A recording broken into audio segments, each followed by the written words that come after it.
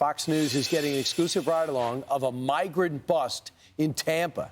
Danamarie McNicholl joins us now from the Sunshine State. Hey, Danamarie. Hi, good morning, guys. Well, immigration enforcement on the road is new for the state of Florida. They're taking a directive from President Trump. So we spent the morning with FHP as their operation took a dangerous turn. We got one running across. Northbound, northbound. A man ran from the Florida Highway Patrol after being pulled over for a traffic violation. When his legal status was questioned, he took off. Come on out. Get out here right now. I see your hands. Come on out. He was caught hiding in a nearby neighborhood shed. He was previously convicted for unlawful possession of a firearm and assaulting an officer, according to Border Patrol. For the first time, Florida troopers have the ability to question a person's immigration status on the side of the road. That wasn't always the case. Every day, Florida Highway Patrol troopers would interact with people that were most likely here unlawfully, and there was nothing that we could do as state law enforcement officers. Now, FHP is the only state agency in the nation trained and acting in partnership with federal immigration agents under what is known as the 287G agreement. And Fox News is the first to see it in action. The van and trailer was originally pulled over for speeding, but Florida Highway Patrol officers say all 11 passengers are undocumented and now being detained. Before the sun was even up, troopers had a total of 30 people in custody. That's just here on a small stretch of highway in Hillsborough County, Tampa, Florida.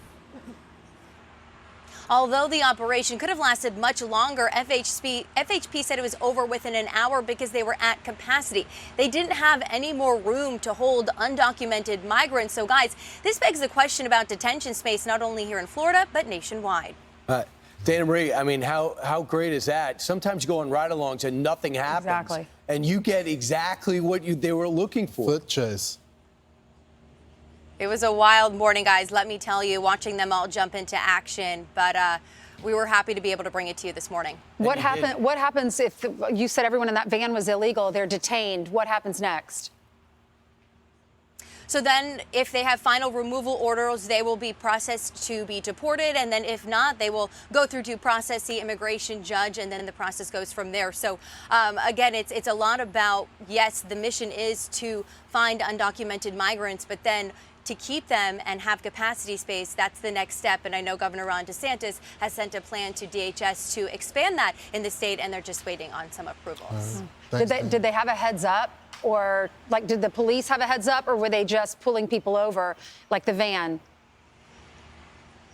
So this was a Florida Highway Patrol criminal interdiction unit. So we went out in the morning, and they were pulled over for normal traffic violations. So the van that I showed you there, they were going over 80 miles per hour. So when the trooper approached the van, they talked to those inside, and that's when they found out their immigration status. Wow. Thanks, Danamarie. Thank you. Yeah, so you got a guy with a weapons charge that's running through traffic, and then he goes and hides in a garage. That could have been a terrible situation. You don't know what the guy has on him. He's running for a reason because he knows that he's going to be deported.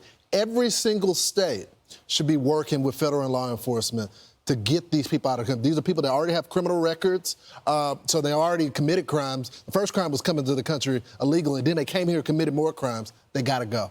Right. So there's nothing about it. The illegal immigration that went into the sanctuary cities was by the tens of thousands, thanks to Joe Biden.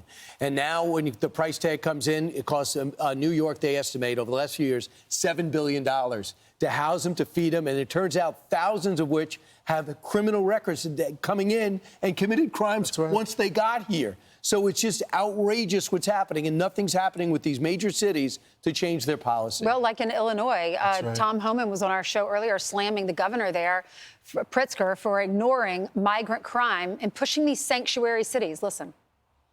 It continues to lie about sanctuary city status in the state, and in Chicago especially. Look, one of the first places I went to after President Trump took the oath of office was Chicago. And the first day, we arrested like 9 TDA members.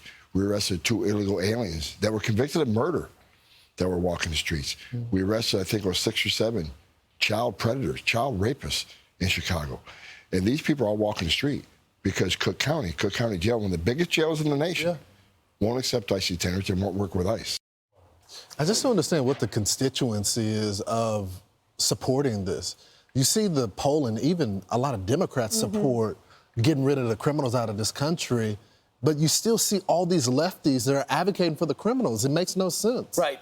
The mayor, who's got 18% approval rating, That's he says they're one of his. And that governor is going to run for president, Pritzker. That's right. And he's going to run on sanctuary cities. So the American people, he's not going to hide his leniency. No. So the American people will have another choice. I'm Steve Ducey. I'm Brian Kilmeade. And I'm Ainsley Earhart. And click here to subscribe to the Fox News YouTube page to catch our hottest interviews and most compelling analysis.